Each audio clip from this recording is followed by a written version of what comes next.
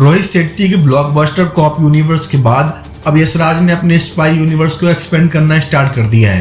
पहले सलमान खान की टाइगर आती है, उसके बाद ऋतिक की वॉर आती है और अब शाहरुख खान की पठान आई है। इसलिए पठान का हिट होना बहुत जरूरी है, वरना तभी ये पूरा यूनिवर्स एक्सपेंड होगा और अगले पार्ट में तीनों एक्टर एक साथ आएंगे।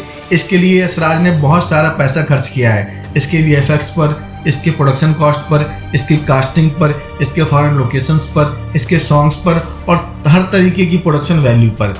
बट जब इसका टीजर आया था तब ऑनलाइन सोशल मीडिया पर ट्रोल किया गया था इस बात को लेकर कि इस मूवी के बहुत सारे एक्शन सीक्वेंसेस ऐसे हैं जो टॉम क्रूज की फिल्मों से इंस्पायर्ड हैं, खासतौर पर मिशन इम्पॉसिबल की घोस्ट प्रोटोकॉल से।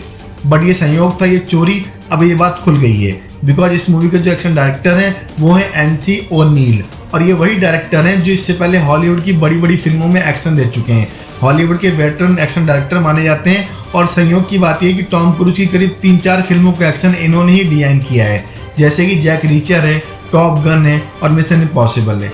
इसलिए कोई बहुत बड़ी बात नहीं कि मिशन इम्पॉसिबल की जो सीन है वो इस सीन के साथ रिफ्लेक्ट होते हैं पठान की कोरियोग्राफी में, क्योंकि एक डायरेक्टर जब किसी दूसरे प्रोडक्शन से किसी दूसरे प्रोडक्शन में आता है कहीं ना कहीं पुरानी फिल्मों की अपनी छवि लेकर आता है। और लगता है नील को ये गलतफहमी थी कि इंडिया में मूवी बनाने जा रहे हैं, किसी ने हॉलीवुड की टॉम क्रूज की मिशन इम्पॉसिबल नहीं देखी होगी, इसलिए बहुत सारे सीन वो पुराने कॉपी पेस्ट करके यहाँ पेल देंगे और उनकी मूवी चल जाएगी। बट ये पॉसिबल नहीं हुआ बिकॉज आजकल इंडियन ऑडियंस को भी हॉलीवुड का सारा एक्सपोजर मिलता है और इसलिए वो सिमिलरिटी क्रिटिसाइज की जा रही है। बहरहाल सिमिलरिटी होना अच्छी बात नहीं है बिकॉज इतना जेन्युइन डायरेक्टर आपने कास्ट किया है, उसको ये बात यशराज को देखनी चाहिए थी कि वो सीन क्रिएट करे जो इससे पहले अपनी पॉपुलर फिल्मों में क्रिएट नहीं हुए हैं। बिकॉज इन्होंने ही स्टीवन स्पीलबर्ग की फिल्मों की सीन कोरियोग्राफ की हैं। इसके अलावा विंटर सोल्जर जो कि मार्वल की मूवी है उसके सीन डिफरेंटली कोरियोग्राफ हुए हैं।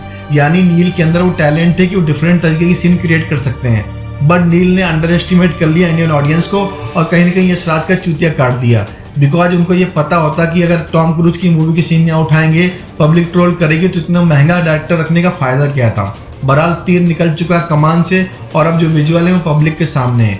उम्मीद करते हैं सिर्फ सीन इंस्पायर्ड हो और जब पूरी मूवी पब्लिक देखे तो और भी बहुत सारे स्टाइलिश एक्शन सीन देखने को मिले, वरना कहने की बात हो जाएगी कि हॉलीवुड की टॉम क्रूज से कॉपी है और खुद सिद्धार्थ आनंद की पुरानी फिल्में वॉर बैंग बैंग से कॉपी है, यानी ओरिजिनल के नाम पर उनकी फिल्मों की शैडो है।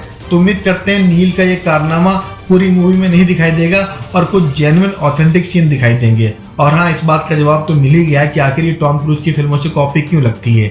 बिकॉज इसके कई रीजन हैं। SRK अपने पूरे करियर में टॉम क्रूज को फॉलो करते हैं as an actor, as an acting method, as an look, as an hair style, everything. इसके अलावा उनकी फिल्मों के एक्शन सीक्वेंस भी कॉपी हो रहे हैं, प्लस दोनों ही मूवीज के एक्शन डायरेक्टर भी कॉमन है, तो कहीं ना कहीं सिमिलरिटी तो विजुअल होनी ही है। खैर ये मुद्दा अलग है, अगर मूवी कहानी अलग होगी, सीन थोड़े यूनिक होंगे तो लोग भूल जाएंगे, वरना जनता यशराज को और पठान को माफ नहीं करेगी। दोस्तों चैनल पहली बार आए हैं तो सब्सक्राइब कर दीजिए, वीडियो को लाइक कर दीजिए और कमेंट करके बताइए इस मूवी को लेकर आपका एक्साइटमेंट लेवल किस हद तक है।